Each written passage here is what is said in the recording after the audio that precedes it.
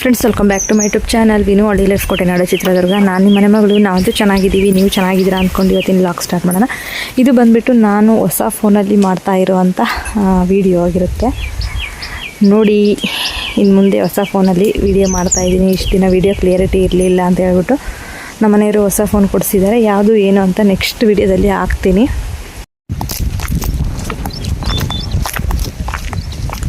ನಾನು ಇದು ಪಾಪ ಬಂದುಬಿಟ್ಟು ಇವತ್ತು ಬ್ಯಾಂಕಿಗೆ ಹೊರಟಿದ್ದೀವಿ. ಮಧ್ಯಾಹ್ನ 1 ಗಂಟೆ ಆಗಿದೆ. ಇವಾಗ ಮನೆ ಕೆಲಸ ಎಲ್ಲ ಮುಗಿಸಿ ಕಟ್ಲಿ ಮರಿಗೆ ನೋಡಿಬಿಟ್ಟು ಮೇವು ನೀರೆಲ್ಲ ಈಗ ತಾನೇ ಹೊರಟಿದ್ದೀವಿ.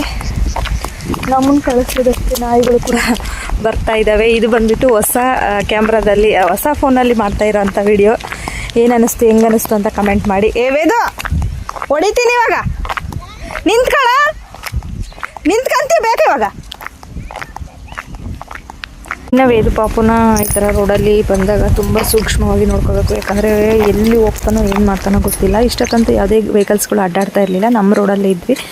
ಇವಾಗ ಬಂದುಬಿಟ್ಟು ನಮ್ಮ ತೋಟದಲ್ಲಿರೋಂಥ ಗೇಟ್ ಹತ್ರ ಇದ್ವಲ್ಲ, ಅಲ್ಲಿಂದ ಊರಲ್ಲಿ ಬಂದ್ವಿ. ನೋಡ್ತಾ ಇರ್ಬೋದು. ನಮ್ಮ ಬ್ಯಾಂಕಿನ ಕೆಲಸ ಮುಗಿಸ್ಕೊಂಡು ಸ್ವಲ್ಪ ಅಂಗನವಾಡಿ ಹತ್ರ ಕೆಲಸ ಇತ್ತು, ಹಂಗಾಗಿ ಅಂಗನವಾಡಿ ಹತ್ರ ಬಂದಿದ್ದೀವಿ. ಅಂಗನವಾಡಿಯಲ್ಲಿ ಪ್ರತಿ ತಿಂಗಳು ಫುಡ್ ಕೊಡ್ತಾರಲ್ವ, ಹಾಗೆಯೇ ವೇದು ಪಾಪು ಕೂಡ ಕೊಡ್ತಾರೆ. ಇಸ್ಕೊಂಡು ಇನ್ನು ನಮ್ಮ ಅತ್ತೆಯರ ಮನೆಗೆ ಬಂದ್ವಿ. ಹಾಲು ಪುಡಿ ನಾನೇನು ಬಳಸಲ್ಲ ಅಂತ ಹೇಳ್ಬಿಟ್ಟು ಇಲ್ಲೇ ನಮ್ಮ ಅತ್ತೆಯರಿಗೇನೆ ಕೊಟ್ಟು ಟೀಗೆ ಇಟ್ಟಿದ್ದಾಳೆ ನಮ್ಮ ಅತ್ತೆ ಮಗಳು. ಟೀ ಕುಡಿದ್ಬಿಟ್ಟು ಮನೆ ಕಡೆ ಹೊರಡಬೇಕು. ಇವಾಗ 1:15 ಇಲ್ಲಿ ಬಸ್ ಇರೋ ಅಂಥದ್ದು, ಹಂಗಾಗಿ ಬಸ್ಸಿಗೋಸ್ಕರ ರೋಡಲ್ಲಿ ವೆಯ್ಟ್ ಮಾಡೋ ಬದಲು ಇಲ್ಲೇ ವೆಯ್ಟ್ ಮಾಡೋಣ ಅಂತ ಇಲ್ಲಿದ್ದೀನಿ. ಇನ್ನು ನಮ್ಮ ಅತ್ತೆಯರ ಮನೆಯಲ್ಲಿ ಹುಳಿ ತೊಕ್ಕು, ನಮ್ಮ ಕಡೆ ಇದು ಫೇವ್ರೆಟ್ ಸಾಂಬಾರು. ನಮ್ಮ ಮಾವನಿಗಂತೂ ತುಂಬ ಇಷ್ಟ ಅನಿಸುತ್ತೆ ಈ ಥರ ಸಾಂಬಾರು. ಹುಳಿ ತೊಕ್ಕು ತುಂಬ ಚೆನ್ನಾಗಿರುತ್ತೆ. ಯಾರೆಲ್ಲ ಉಂಡಿದ್ದೀರಾ ಕಮೆಂಟ್ ಮಾಡಿ. ಇನ್ನು ನನಗೂ ಕೂಡ ಇಷ್ಟ ಆಗಿಬಿಟ್ಟಿದೆ. ಇದು ಇಲ್ಲಿಗೆ ನಮ್ಮೂರಿಗೆ ಬಂದಮೇಲೆ ಈ ಥರ ಸಾಂಬಾರು ಊಟ ಮಾಡಿರೋದು.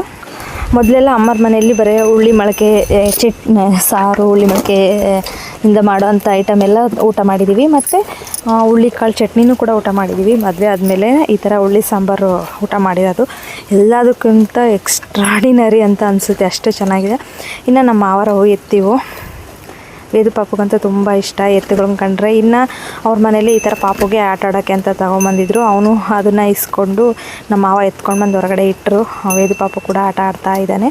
ಇನ್ನು ಟೀ ಮಾಡಿಕೊಡ್ತೀನಿ, ಕುತ್ಕೋ ಹೋಗುವಂತೆ ಅಂತ ಹೇಳಿದ್ದಕ್ಕೆ ವೇದು ಪಾಪುನ ಆಡಿಸ್ಕೊ ಅಂತ ಕೂತಿದ್ದೀನಿ.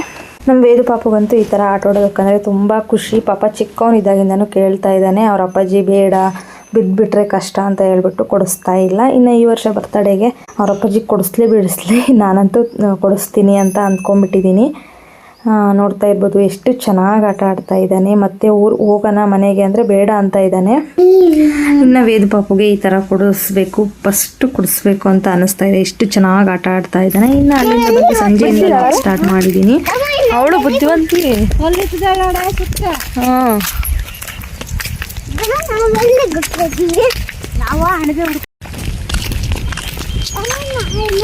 ಇನ್ನು ನಾವೇನಕ್ಕಪ್ಪ ಇಲ್ಲಿಗೆ ಬಂದಿದ್ದೀವಿ ಅಂದರೆ ನೋಡ್ತಾ ಇರ್ಬೋದು, ಎಕ್ಕೆ ಗಿಡ ಇದೆಯಲ್ಲ, ಹೂ ಬಿಡಿಸ್ಕೊಳ್ಳೋಕ್ಕೆ ಅಂತ ನಾನು ವೇದು ಪಾಪು ಬಂದಿದ್ದೀವಿ. ಇನ್ನು ನಾನು ನಾನ್ ವೆಜ್ ತಿಂದಿರೋದ್ರಿಂದ ನಾನು ಬಿಡಿಸಲಕ್ಕ, ನೀನೊಬ್ಬಳೇ ಬಿಡಿಸ್ಕೊ ಅಂತ ಹೇಳಿದ್ದೀನಿ. ಯಾಕಂದರೆ ಸ್ನಾನ ಮಾಡ್ದಲೇ ಮುಟ್ಟೋ ಆಗಿಲ್ಲ. ಹಂಗಾಗಿ ಇದು ನಮ್ಮೂರಿನ ಮೇನ್ ರೋಡು, ಅಂದರೆ ಆಯ್ಕಲ್ ಟು ಚಿತ್ರದುರ್ಗ ಮತ್ತು ನಾಯ್ಕಲ್ ಟು ನಾಯಕನಹಟ್ಟಿ, ಹೀಗೇನೆ ನಾಯಕನಹಟ್ಟಿಗೆ ಹೋಗೋವಂಥದ್ದು.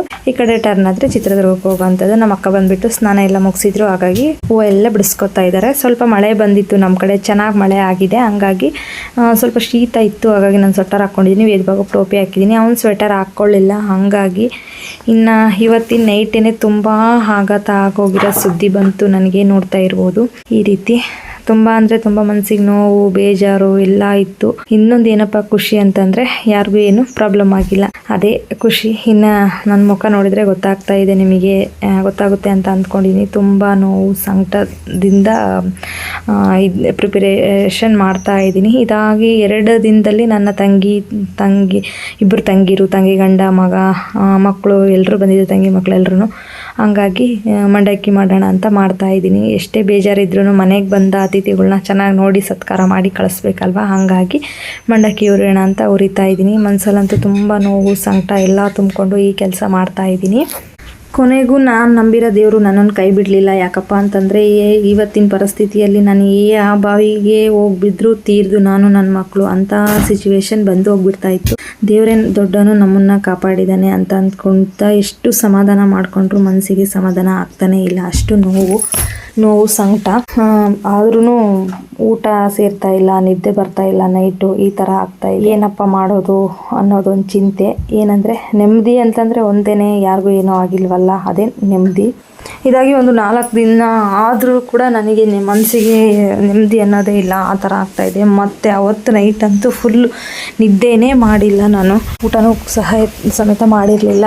ಇನ್ನೊಂದು ಅರ್ಧ ಗಂಟೆಯಲ್ಲಿ ಬರ್ತೀನಂತ ಹೇಳಿದರು, ಬಟ್ ಅವ್ರು ಬರಲಿಲ್ಲ. ಅವ್ರು ಬಂದಾಗೇನೆ ಊಟ ಮಾಡಿದ್ರಾಯ್ತು ಅಂತ ಕಾಯ್ತಾ ಇದ್ದೆ. ಈ ಥರ ಆಗಿದೆ ಅಂತ ನನಗೆ ಗೊತ್ತೇ ಇರಲಿಲ್ಲ. ತುಂಬ ಅಂದರೆ ಹೇಳ್ಕೊಳಕ್ಕಾಗ್ದಿದ್ದಂಥ ನೋವು ಸಂಕಟ.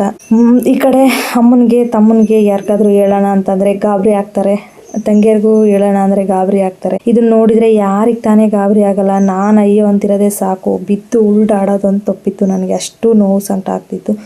ನಿಧಾನವಾಗಿ ಗೊತ್ತಾಗಲಿ ಅಂತ ಸುಮ್ಮನೆ ಇದ್ದೆ. ಮತ್ತು 3-4 ದಿನ ಆದಮೇಲೆ ನನ್ನ ತಮ್ಮನಿಗೆ ಹೇಳಿದೆ ಫಸ್ಟು. ಅವನು ಕೂಡ ಡ್ರೈವರ್ ಆಗಿರೋದ್ರಿಂದ ಹೊರಗಡೆ ಎಲ್ಲ ಹೋಗಿರ್ತಾನಲ್ವ, ಅವನಿಗೂ ಹೇಳ್ಕೊಳಕ್ಕಾಗಲಿಲ್ಲ. ಆಮೇಲೆ ಒಂದು ಟೈಮು ಅಂತ ನೋಡಿಬಿಟ್ಟು ಅವ್ನಿಗೆ ಈ ಥರ ಆಗಿದೆ ಅಂತ ಹೇಳಿದೆ. ಅವನು ಅಮ್ಮನಿಗೆ ಹೇಳ್ದ, ಅಮ್ಮ ತಂಗಿರಿಗೆಲ್ಲ ಹೇಳಿದರು.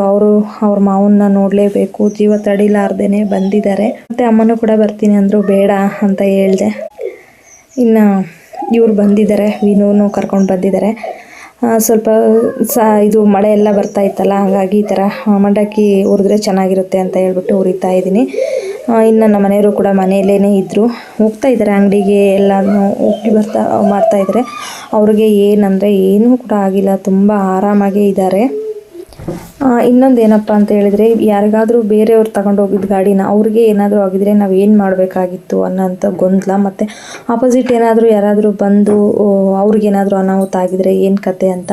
ಇವಾಗ ಗಾಡಿಗೆ ಆಗಿದೆಯಾ, ನಮಗೆ ಗಾಡಿ ಅಂತ ಗಾಡಿ ಹತ್ತು ತರ್ಬೋದು, ಯಾಕಂದರೆ ಗಾಡೀಲಿದ್ದವ್ರಿಗೂ ಏನೂ ಆಗಿಲ್ಲ, ಮತ್ತು ಎದುರ ಯಾರೂ ಬಂದು ಏನೂ ಆಗಿಲ್ಲ. ನಮಗೆ ಮನಸ್ಸಿಗೆ ನೋವು ಆಗಿರೋದೊಂದೇ, ನಾವು ಇಷ್ಟಪಟ್ಟು ಪ್ರೀತಿಯಿಂದ ತಗೊಂಡಿದ್ದಂಥ ಗಾಡಿ ಈ ಥರ ಆಗ್ಬಿಡ್ತು ಅಂತ ಮನಸ್ಸಿಗೆ ತುಂಬ ನೋವು ಆಗ್ತಾಯಿದೆ. ನಮ್ಮ ಮನೆಯವರಂತೂ ಊಟನೇ ಮಾಡ್ತಾ ಇಲ್ಲ ಗಾಡಿಗೆ ಈ ರೀತಿ ಆಗಿರೋದಕ್ಕೆ. ತುಂಬ ಅಂದರೆ ತುಂಬ ಬೇಜಾರಾಗಿದ್ದಾರೆ.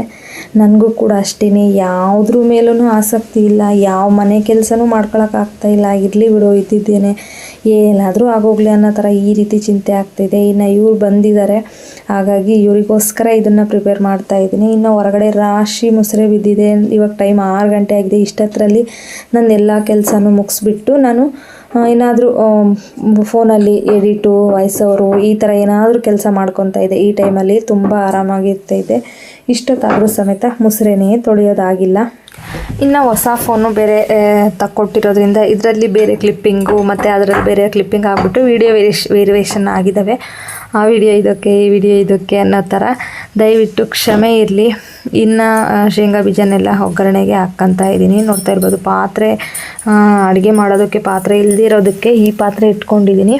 ಇನ್ನು ಇವಾಗ ಬಂದುಬಿಟ್ಟು ಉಪ್ಪಿಟ್ಟು ಮಾಡಬೇಕು ಅಂತ ಮಾಡ್ತಾ ಇರೋವಂಥದ್ದು. ಗೊಂದಲದಲ್ಲಿ, ಗಾಬರಿಯಲ್ಲಿ ನನಗೆ ಏನು ಮಾಡಬೇಕು, ಏನು ಬಿಡಬೇಕು, ಏನು ಮಾತಾಡ್ತೀನಿ ಅನ್ನೋದೇ ಅರ್ಥ ಆಗ್ತಾ ಇಲ್ಲ. ಅವ್ರು ಬಂದಿರೋದು ಒಂದು ಟೈಮ್ ಆದರೆ ನಾನು ಮಾತಾಡ್ತಿರೋದು ಒಂದು ಟೈಮ್ ಆಗಿದೆ. ಈ ಥರ ಗಾಬರಿ ಆಗೋಗ್ಬಿಟ್ಟಿದೆ ನನಗೆ. ಹಾಗಾಗಿ ಇನ್ನು ಬೆಳಗ್ಗೆ ಟೈಮು ನೋಡ್ತಾ ಇರ್ಬೋದು, ಈ ರೀತಿ ರಂಗೋಲಿ ಹಾಕ್ಕೊಂಡಿದ್ದೀನಿ. ಶುಕ್ರವಾರ ಇವತ್ತು ಇಷ್ಟು ನೋವು ಇದ್ದರೂ ಕೂಡ ಈ ಥರ ರಂಗೋಲಿ ಹಾಕ್ಬಿಟ್ಟು, ಇನ್ನು ನಮ್ಮ ಅಕ್ಕವರು ಇವತ್ತು ಹೋಳಿಗೆ ಎಡೆ ಮಾಡ್ತಾ ಇದ್ದಾರೆ. ಯಾಕಂದರೆ ದೇವರಿಗಂತ ತಂದಮೇಲೆ ಅದನ್ನ ಮಾಡಿಟ್ಟು ಮುಗಿಸ್ಬಿಡ್ಬೇಕು. ಇನ್ನು ನೆಲಕರಣೆ ಎಲ್ಲನೂ ಕೂಡ ಮುಗ್ದಿದೆ. ಇನ್ನು ವೀರ ಪಾಪುನ ಎಬ್ಬರಿಸಿ ಅವನಿಗೂ ಕೂಡ ಸ್ನಾನ ಮಾಡಿಸಿ ನನ್ನ ಕೆಲಸ, ನನ್ನ ಕಾರ್ಯಗಳನ್ನು ಮಾಡ್ತಾನೆ ಇರಬೇಕಲ್ವ. ಹಾಗಾಗಿ ಇದೊಂದು ಇನ್ಸ್ಟಾಗ್ರಾಮಿಗೋಸ್ಕರ ಅಂತ ಹೇಳ್ಬಿಟ್ಟು ವಿಡಿಯೋ ಮಾಡ್ಕೊತಾ ಇದ್ದೀನಿ. ಇನ್ನು ದಯವಿಟ್ಟು ಕ್ಷಮೆ ಇರಲಿ. ನನ್ನ ತಂಗೀರು ಬಂದಿದ್ದು ಇವತ್ತು ಅಂತ ಹೇಳಿದ್ನಲ್ಲ, ಅದನ್ನ ಇದರಲ್ಲಿ ಆ್ಯಡ್ ಮಾಡಿದ್ದೀನಿ ವಾಯ್ಸ್ ಓವರು. ಅದು ನೆಕ್ಸ್ಟು ವಿಡಿಯೋಗೆ ಬರಬೇಕಾಗಿದ್ದಂಥ ವಾಯ್ಸ್ ಓವರು. ಇರಲಿ, ತಪ್ಪಾಗಿದೆ, ಕ್ಷಮೆ ಇರಲಿ. ಮತ್ತು ಇಷ್ಟೊಂದೆಲ್ಲ ಇವಾಗ ಮುಂದುವರಿಸಿರೋದನ್ನ ಇದನ್ನು ಮಾಡೋಕ್ಕಾಗಲ್ಲ, ಡಿಲೀಟ್ ಮಾಡೋಕ್ಕಾಗಲ್ಲ. ಹಂಗಾಗಿ ನೆಕ್ಸ್ಟ್ ವಿಡಿಯೋದಲ್ಲಿ ತಪ್ಪಿಸ್ದೇನೆ ನನ್ನ ತಂಗೀರು ಬಂದಿರೋದು, ನನ್ನ ತಂಗಿ ಮಕ್ಕಳು ಬಂದಿರೋದು ವಿಡಿಯೋ ಹಾಕ್ತೀನಿ.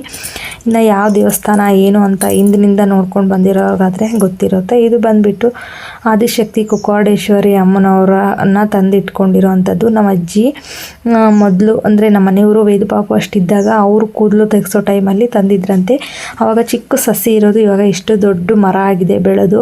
ಇನ್ನು ಇದಕ್ಕೆ ಸೀರೆ, ಹೊಸ ಮಡ್ಲಕ್ಕಿ ಎಲ್ಲನೂ ಕಟ್ಟಿ ಹೋಳಿಗೆ ಎಡೆ ಎಲ್ಲ ಹಾಕ್ತಾರೆ. ಪ್ರತಿ ವರ್ಷವೂ ಇದೇ ಥರ ಮಾಡ್ತಾರೆ.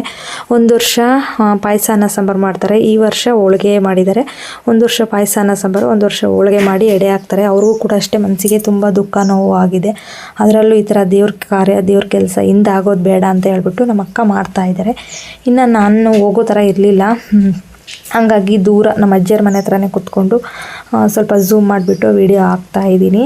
ಯಾರೆಲ್ಲ ವಿಡಿಯೋ ನೋಡ್ತಾ ಇದ್ದೀರಾ, ದೇವ್ರು ನಿಮ್ಗೆ ಒಳ್ಳೇದು ಮಾಡಲಿ ಅಂತ ಕೇಳ್ಕೊತೀನಿ. ಇನ್ನು ನನ್ನ ಮಗ ನೋಡ್ತಾ ಇರ್ಬೋದು, ಅಮ್ಮನವ್ರಿಗೆ ಎಷ್ಟು ಚೆನ್ನಾಗಿ ಪೂಜೆ ಮಾಡ್ತಾ ಇದ್ದಾನೆ. ನನಗೂ ಕೂಡ ತುಂಬ ಆಸೆ ಇತ್ತು ಪೂಜೆಗೆ ನಾನು ಕೂಡ ಇರಬೇಕು ಜೊತೆಗೆ ಅಂತ, ಬಟ್ ಆಗಲಿಲ್ಲ. ಏನು ದೇವ್ರಿಗೆ ನನ್ನ ಹತ್ರ ಮುಗಿಸ್ಕೊಳ್ಳೋಕ್ಕೆ ಇಷ್ಟ ಇಲ್ಲ ಅಂತ ಅಂದ್ಕೊತೀನಿ. ಇನ್ನು ನನ್ನ ಡೇಟು ಇನ್ನೂ 6 ದಿನ ಮುಂದೆ ಇತ್ತು ಅಂತ 6 ದಿನ ಬೇಗನೆ ಆಗಿದ್ದೀನಿ. ಹಾಗಾಗಿ ನಾನು ಹೋಗಿಲ್ಲ ಅಷ್ಟೇ. ಎಷ್ಟು ಚೆನ್ನಾಗಿ ರೆಡಿ ಮಾಡಿದ್ದಾರೆ ಅಮ್ಮನವ್ರಿಗೆ ದೃಷ್ಟಿ ಆಗೋ ಥರ. ಇನ್ನು ಮೊದಲೇ ಈ ಥರ ಏನಾದರೂ ಗೊತ್ತಾಗಿದ್ದರೆ ಏನೂ ಮಾಡ್ತಾ ಇರಲಿಲ್ಲ ನಮ್ಮ ಅಕ್ಕ. ಇದು ದೇವ್ರ ಕೆಲಸ ಆಗಿರೋದ್ರಿಂದ ನಿಲ್ಲಿಸಬಾರ್ದು ಅಂತ ಮಾಡ್ತಾ ಇದ್ದಾರೆ. ಇನ್ನು ನೋಡ್ತಾ ಇರ್ಬೋದು ಅಮ್ಮನವ್ರ ಸೀರೆ. ಇದು ಬಂದುಬಿಟ್ಟು ಇವತ್ತಿಗೆ 2 ದಿನ ಆಯಿತು ತೊಗೊಂಬಂದು. ಎಷ್ಟು ಚೆನ್ನಾಗಿದೆ, ಹತ್ತಿರದಿಂದ ತೋರಿಸ್ಬೇಕು ಅಂತ ನನಗೆ ತುಂಬ ಆಸೆ ಇತ್ತು.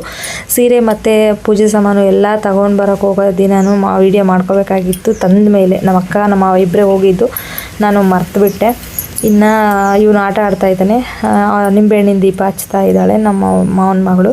ಎಲ್ಲರೂ ಒಟ್ಟಿಗೆ ಸೇರಿ ಪೂಜೆ ಮಾಡುವಂಥ ಸಮಯ ಇದಾಗಿತ್ತು ಫ್ರೆಂಡ್ಸ್ ಇವತ್ತಿನ ವಿಡಿಯೋ. ದಯವಿಟ್ಟು ವಿಡಿಯೋ ಯಾರೆಲ್ಲ ನೋಡ್ತಾ ಇದ್ದೀರಾ ಸಬ್ಸ್ಕ್ರೈಬ್ ಆಗಿಬಿಟ್ಟು ವಿಡಿಯೋ ನೋಡಿ. ಈ ವಿಡಿಯೋ ಇಷ್ಟ ಆದರೆ ಒಂದು ಲೈಕ್ ಮಾಡಿ, ತಪ್ಪದೆ ನಿಮ್ಮ ಫ್ಯಾಮಿಲಿ ಆ್ಯಂಡ್ ಫ್ರೆಂಡ್ಸಿಗೆಲ್ಲ ಶೇರ್ ಮಾಡಿ, ಅವರು ಕೂಡ ವಿಡಿಯೋ ನೋಡಿ ಸಪೋರ್ಟ್ ಮಾಡಲಿ ಅಂತ ಕೇಳ್ಕೊತೀನಿ. ಅಮ್ಮನವ್ರನ್ನ ನೀವು ಕೂಡ ಬೇಡ್ಕೊಳ್ಳಿ. ನೋಡ್ತಾ ಇರ್ಬೋದು ಕ್ಲೀನಾಗಿ ಝೂಮ್ ಮಾಡಿ ಒಳಗಡೆಯಿಂದನೇ ತೋರಿಸ್ತಾ ಇದ್ದೀನಿ. ಇನ್ನು ಮರನೂ ಕೂಡ ಅಷ್ಟೇ ಎಷ್ಟು ದೊಡ್ಡದಾಗಿದೆ ಗೊತ್ತಾ, ತುಂಬ ದೊಡ್ಡ ಮರ. ಇಷ್ಟೇ ಒಂದು ಕೊಡೋಕ್ಕೆ ಅದು ಅಮ್ಮನವರ ಫೋಟೋ ಇದು ಮುಖವಾಡ ಇಟ್ಬಿಟ್ಟು ಕಟ್ಟಿ ಬೇವಿನ ಸೊಪ್ಪು ಮತ್ತು ಇದೇನಪ್ಪ ಅಂತ ಹೇಳಿದರೆ ಬಿದಿರು ಸೊಪ್ಪು ಎಲ್ಲ ಕಟ್ಟಿ ಪೂಜೆ ಮಾಡೋವಂಥದ್ದು ಪ್ರತಿ 15 ದಿನಕ್ಕೊಮ್ಮೆ, ಅಂದರೆ ಅಮಾವಾಸ್ಯೆ ಹುಣ್ಣಿಮೆಗೆ. ಇದಾಗಿತ್ತು ಫ್ರೆಂಡ್ಸ್ ಇವತ್ತಿನ video. Thank you for watching. Thank you to all. Bye.